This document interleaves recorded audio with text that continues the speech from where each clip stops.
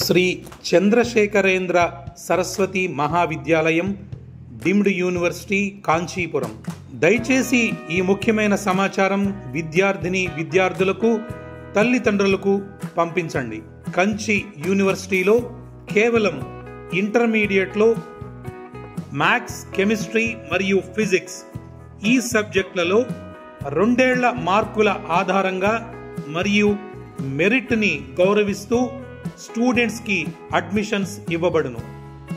ఏ engineering branch అయినా సరే artificial intelligence, machine learning, internet of thinking, data science, cyber security మరియు electrical vehicles వంటి అనేక ఉపాధి అవకాశాలు గల ప్రోగ్రాములను ఏ విధమైన అదనపు ఫీజులు లేకుండా మైనర్ డిగ్రీలుగా అందించటం మా యూనివర్సిటీ ప్రత్యేకత.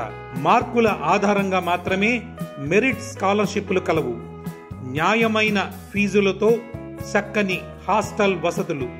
ముఖ్యంగా పిల్లలు ఎటువంటి దురలవాట్లకు లోను కాకుండా ప్రత్యేక పర్యవేక్షణ మరియు శిక్షణ. అన్ని కోర్సులు అందుబాటులో. BE, CSE with AIML, CEE, EEE, mechanical, civil, BTech with specialisations in AI, ML, data science, cyber security, IoT, electrical vehicles, sensor technology, microgrid technology, 3D printing, ఇతర కోర్సులు లభ్యమవును. BCom, BBA, BSc, data science and cyber security, MBA, MCA, BEd, MSc physics, chemistry, maths. అతి తక్కువ సీట్లు అందుబాటులో ఉన్నాయి. ఇటువంటి సదవకాశం మీరు పొందటమే కాకుండా మీ తోటి స్టూడెంట్స్ కి కూడా పొందేలా ఈ సమాచారం అందరికీ పంపించండి. ఉచిత ఆన్లైన్ అప్లికేషన్ కొరకు www.kanchiuniv.ac.in వెబ్సైట్ను సంప్రదించగలరు. లేదంటే యూనివర్సిటీ వెబ్సైట్ను సందర్శించి అడ్మిషన్ మరియు స్పాట్ విజిట్ బుక్ చేసుకోగలరు. మరిన్ని వివరాలకు doctor D Nageswararao 9655035217, doctor G Koteswararao 8148849792.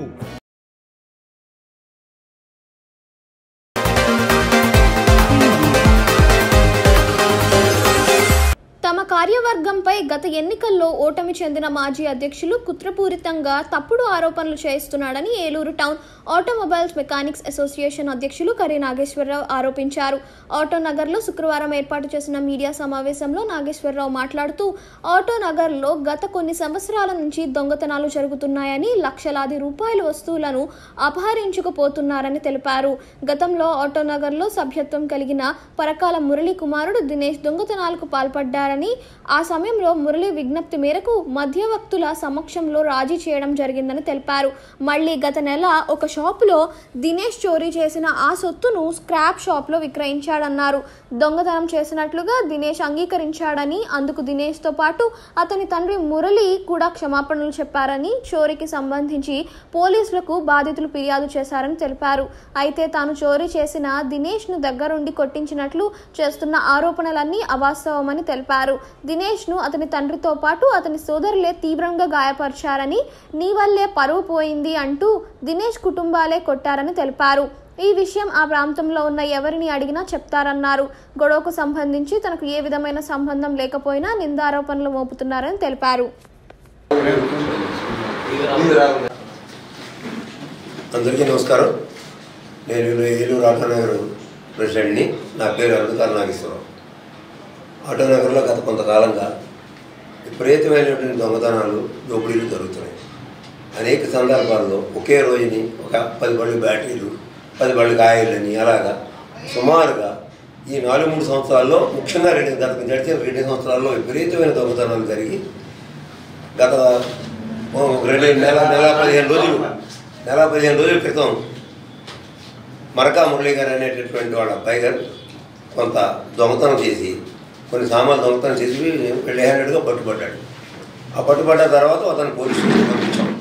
ఆ పోలీస్ స్టేషన్కి పంపించే సందర్భంలో ఆటోనగర్లో ఉన్న వాళ్ళంతా సామాన్లు పోయినటువంటి వాళ్ళంతా కూడా కేసులు పెడుతున్న సమాయత్తమవుతున్న టైంలో మరకా మురళి గారు ఎంటర్ అయ్యి, మా అబ్బాయి నుండి ఈసారి క్షమించండి, తప్పు అయిపోయింది, ఇంకెప్పుడు వాళ్ళ పని జరగకుండా చూసుకుంటాం, వాడు ఏదో కొంచెం వ్యసనాలకు బానిస అయిపోయి ఈ రకంగా తప్పులు చేస్తున్నాడు కాబట్టి పెద్ద మనసుతో మీరు క్షమించాలండి, అదండి ఇదని అంటే ఆ సామాన్లు దొరికిన రోజు దాంతోపాటు ఒక 200 కేజీలు విలువ బరువు ఉన్నటువంటి ఒక కొమ్ము డాగలు ఎత్తుకుపోయాడు.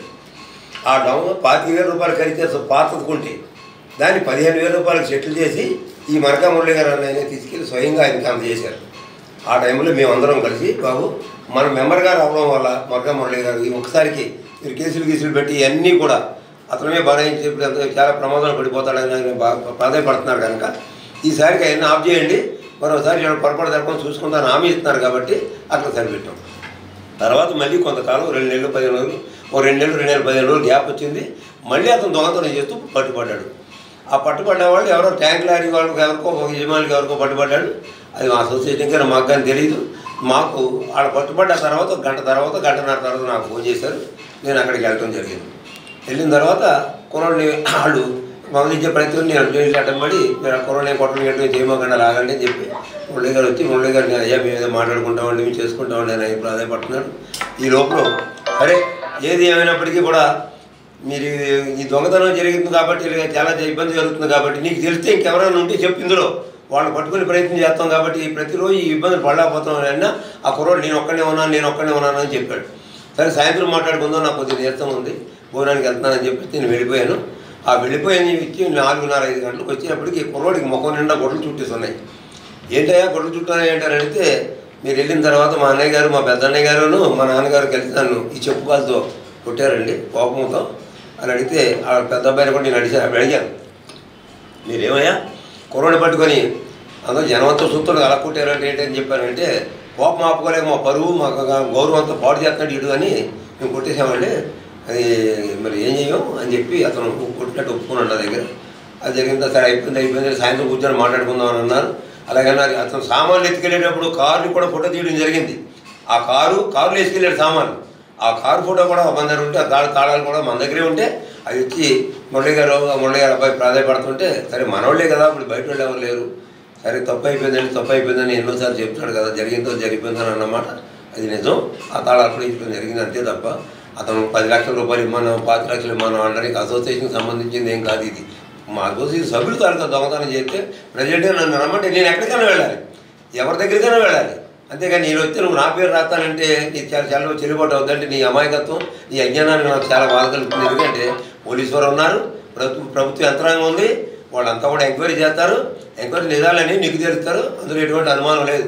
వాళ్ళతో మాకు కూడా పోలీసు యంత్రాంగం మీద ప్రభుత్వం మీద విపరీతమైన నమ్మకం ఉంది, కోర్టుల మీద వాటి మీద కూడా అదంతా కూడా చట్టబద్ధంగా జరుగుతుంది. దాన్ని ఇప్పుడు ఒక్క మార్గంలో నడిపించి మసిపూసి మారేడికి చేయాలనుకోవడం అని పొరపాటు. గతంలో అధికారం కోల్పోయినటువంటి వాళ్ళు ఆడుతున్న డ్రామాలో మీరు కూడా పౌరులుగా తయారయ్యి వాళ్ళు చెప్పినట్టు ఇక్కడ ఆట ఆడి ఈ అసోసియేషన్ తాలూకా ప్రతిష్టకి భంగం కలిగేట ప్రయత్నం చేస్తున్నారని బాధ తప్ప ఇందులో మేమే నేరం చేయలేదు, మాకు ఎటువంటి భయం లేదు, మాకు ఎటువంటి ఆందోళన లేదు. ఎందుకంటే జనమధ్యం జరిగింది కాబట్టి ఇప్పుడు 60-70 మంది చెప్పడానికి సాక్షులు రెడీగా ఉన్నారు, వాళ్ళు ఎక్కడ రమ్మంటే అక్కడికి వస్తారు. కాబట్టి ఇటువంటి పిచ్చి ప్రయత్నాలు మానుకొని అందరూ కలిసికట్టుగా ఈ ఆటోనగర్ ముందుకు తీసుకెళ్ళి దీని ప్రతిష్టం ఇంకా గౌరవం పెంచేటట్టుగా ఆలోచించాలి. కానీ ఓడిపోయిన వాళ్ళు ఎవరో ఏదో చెప్పారు, అధికారం కోల్పోయిన వాళ్ళు చెప్పారు కాబట్టి ఇది మంచి అలవాటు కాదు, మానుకుంటే మంచిదని నా హితం.